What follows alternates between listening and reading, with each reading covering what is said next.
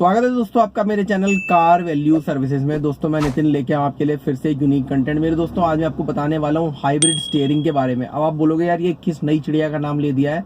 दोस्तों hybrid steering जो होता है वो काफ़ी नई टेक्नोलॉजी है और बहुत सारी कार्स के अंदर लग के भी आ रही है। तो चलो क्यों ना इसको इन डेप्थ समझा जाए। तो दोस्तों सबसे मेन फंडा जो स्टीयरिंग का होता है वो होता है गाड़ी को मैन्यूवर करने का। मैन्यूवर मतलब गाड़ी को डायरेक्शन देना। इन केस अगर कोई कॉल्यूशन होने वाला है, कोई गाड़ी आपके सामने खड़ी है तो उसको बचाना। तो दोस्तों 90s के अंदर क्या हुआ था, गाड़ियों का इंट्रोडक्शन शुरू हुआ और बेसिकली जो ये कंपटीशन है कार्स के अंदर ये आना शुरू हुआ। तो उस टाइम पर क्या था, छोटी कार्स होती थी, लाइटर इंजन होते थे, छोटी बॉडीज हुआ करती थी, जिसकी वजह से पावर स्टीयरिंग इतना ज्यादा रेलेवेंस में नहीं था। तो उस टाइम पर केवल मैनुअल स्टीयरिंग या जिगजैग स्टीयरिंग आता था, जिसके अंदर जो टेक्नोलॉजीज थी वो कौन कौन सी थी वो ऊपर आप देख सकते हो। इसके अंदर अगर ज्यादा डेप्थ में जाना है मुझे कमेंट कर देना, मैं इनके बारे में पढ़ा दूंगा। अगर आप स्टूडेंट्स हैं तो डेफिनेटली इन पे कमेंट कीजिए सो दैट मैं इनके अंदर इन डेप्थ वीडियो बनाऊं। बाकी अभी जो मैनुअल स्टीयरिंग हुआ करते थे, उन मैनुअल स्टीयरिंग में होता ये था कि गाड़ी का जो स्टीयरिंग होता था वो होता था काफी हेवी, और जिसके अंदर जब गाड़ी को स्टीयर करते थे तो महसूस करनी पड़ती थी बहुत ज्यादा, उसके अंदर एक लेथार्जिक सा आ करता था और गाड़ी थोड़ी हेवी फील हुआ करती थी। तो ऐसे में क्या हुआ कि उस टाइम पर नई गाड़ियों के अंदर कंपटीशन छिड़ा हुआ था और बेसिक जो यूएसपी था गाड़ियों को सेल करने का वो होता था एक ज्यादा पावरफुल गाड़ी। तो पावरफुल गाड़ी अगर बनानी है तो हैवी इंजन लगाना पड़ेगा। हैवी इंजन लगेगा तो automatically chassis, body support, everything heavy हो जाएगा।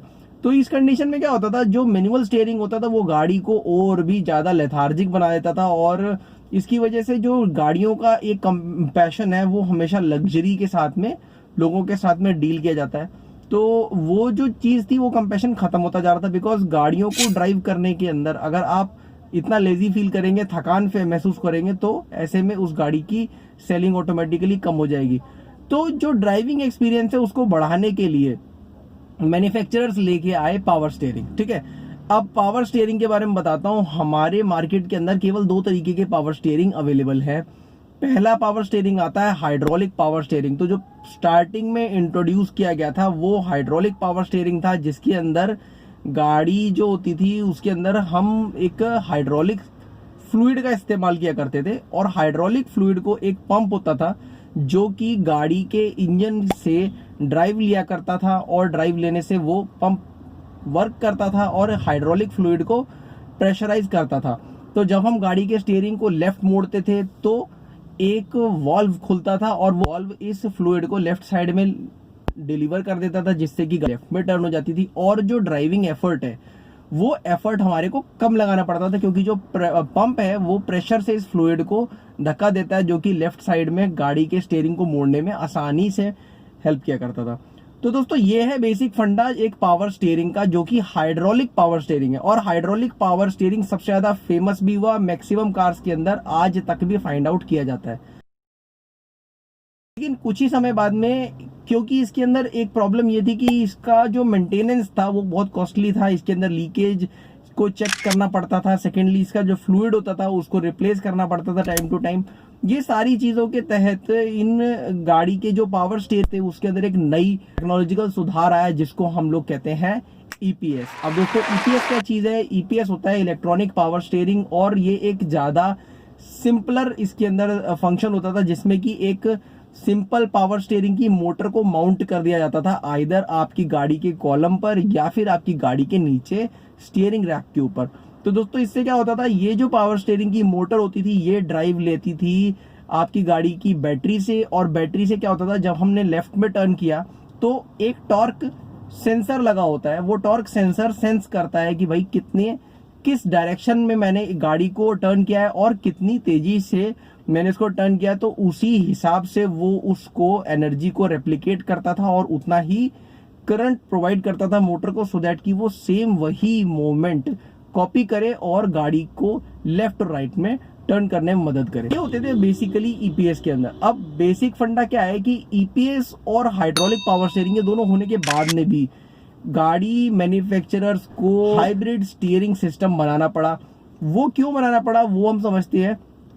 देखिए दोस्तों, जो ईपीएस होता है, ईपीएस के अंदर क्या है, गाड़ी जरूर उसका जो स्टीयरिंग है, उसका जो फील है वो हाइड्रोलिक स्टीयरिंग की तुलना में काफी लाइट हो जाता है, काफी ज़्यादा वो उसके अंदर एफर्ट कम लगाना पड़ता है। तो ऐसे में क्या है कि फील तो जरूर बढ़ जाता है, लेकिन एक्चुअल में जो गाड़ी का एक्चुअल फील होता है, यानी जो रोड का फील होता है, वो अगर आप गाड़ी ड्राइव करते होंगे आप महसूस करा होगा कि गाड़ी को जब हम रोड पर चलाते हैं तो जैसी रोड होती है वैसा ही हमारे को फील स्टीयरिंग पे महसूस होता है। तो दोस्तों अगर गाड़ी एक रफ रोड पे चल रही है तो वैसा ही फील हमारे को स्टीयरिंग पे महसूस होता है। ईपीएस के अंदर क्या था, ईपीएस के अंदर ये जो फील था ये खत्म हो जाता है। हालांकि हाइड्रोलिक स्टीयरिंग के अंदर ये जो फील है ये हमारे को वैसे ही महसूस होता था, और गाड़ी की जो स्पीड होती थी वो जैसे जैसे वेरी करती थी उसी हिसाब से गाड़ी का जो स्टीयरिंग था वो भी थोड़ा बहुत उसके अंदर जो फील होता है वो गड़बड़ जाया करता था। तो दोस्तों हाइड्रोलिक सिस्टम का तो मैंने आपको बताया उसके क्या डिसएडवांटेजेस हुआ करते थे। भाई हाई मेंटेनेंस था, लीकेज चेक करनी पड़ती थी, प्लस इसका जो फ्लूइड होता है वो भी टाइम टू टाइम हमारे को चेंज कराना पड़ता था। फोर्थली अगर ये फ्लूइड लीक कर जाए तो उस कंडीशन में आपका गाड़ी का स्टीयरिंग फेल भी हो सकता है। तो ये 3-4 चीजें थे जो कि सेफ्टी रिलेटेड भी है, बिकॉज अगर फ्लूइड चलती चलती गाड़ी में लीक कर जाता है तो ऐसे में गाड़ी का स्टीयरिंग हार्ड हो जाएगा और आप किसी बड़ी समस्या में फंस सकते हैं। तो दोस्तों ये सारी चीजों को एलिमिनेट करने के लिए ईपीएस लाया गया, और ईपीएस के अंदर मैंने आपको इसके डिसएडवांटेजेस बता देता हूँ। ईपीएस के डिसएडवांटेजेस ये हैं कि भाई अगर गाड़ी का जो स्टीयरिंग है उसमें फील ही नहीं होगा तो आपको मालूम ही नहीं चलेगा कि यार गाड़ी किस रोड पर चल रही है और कितनी स्पीड पे चल रही है।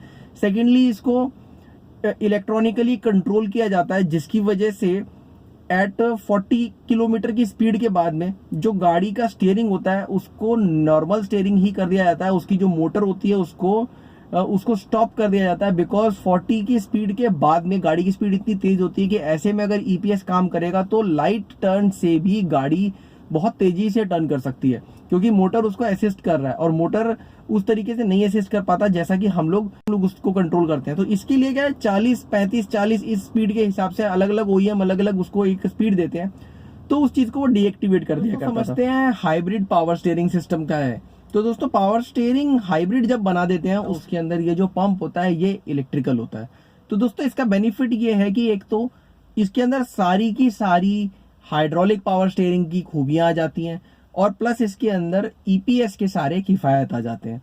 तो जो बेसिकली क्या था, हाइब्रिड जो है अपना पावर स्टीयरिंग सिस्टम है वो दोनों ही स्टीयरिंग सिस्टम का जोड़ है, और इस स्टीयरिंग सिस्टम को मैक्सिमम व्हीकल्स में यूज किया जा सकता है। इररिस्पेक्टिव की गाड़ी छोटी है तो उसके अंदर हाइड्रोलिक सिस्टम को माउंट करना थोड़ा कॉस्टली हो सकता है, बिकॉज हाइड्रोलिक सिस्टम में जो पंप होता है वो ड्राइव इंजन से लेता है, जिसकी वजह से ऑलरेडी एक ओवरलोडेड इंजन जिसके ऊपर की कंप्रेसर एसी का उसका भी लोड है, अल्टरनेटर का भी लोड है, प्लस कुछ एक्स्ट्रा एसीज लगा देते हैं तो उनका भी लोड हो जाता है। तो ये सारा लोड होने के बाद में अगर एक पावर स्टीयरिंग का पंप भी लग जाता है जिसके ऊपर की पावर स्टीयरिंग का पंप भी इंजन से ही ड्राइव ले रहा है, तो ऐसे में क्या होता है इस गाड़ी की जो एवरेज होती है वो एक्सपोनेंशियली गिर सकती है।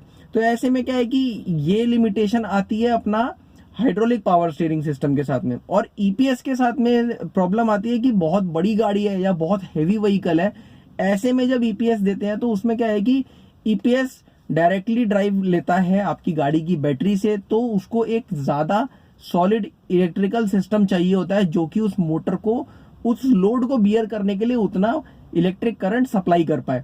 तो दूसरी चीज ये हो गई। और तीसरा ये है कि भैया ड्राइव तो ईपीएस के अंदर खत्म हो ही रहा है, चाहे आप छोटी गाड़ी में लगाओ चाहे बड़ी गाड़ी में लगाओ।